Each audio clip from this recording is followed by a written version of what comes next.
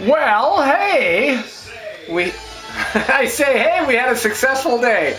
You can see we got our drain assembly going down there, and we got overflow and that. Hey, didn't we do this earlier this morning? Yeah, we did.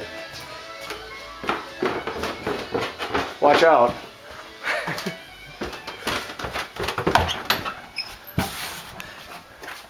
And we'll go, might as well do it the same way here.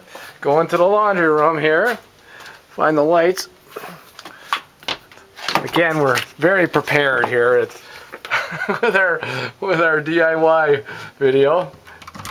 Okay, there you go. You see, we got it hooked up, ran right through into there, and of course I got creative, and I just took the old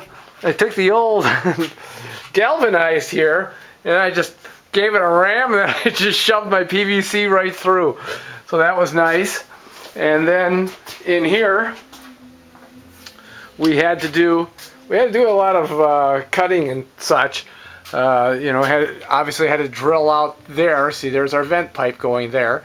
So we had to drill out for that, so we could have this all connect. And now you want that on a little slope there, so that any water that comes down will run into the drain, and then also you don't want the water that goes through there to go, you know, blockage. So we got that going, and you can see we got that all hooked up in there. So if I had more energies, well, for crying out loud, I'd take a shower upstairs, but I don't, so I'm not gonna. And that is it. So next, here, we'll do that, because I got complaints that I wasn't on the video long enough. So next we will be doing what? We will be doing we will be probably putting up. Well, I got to get it inspected first, but then I'm going to put up the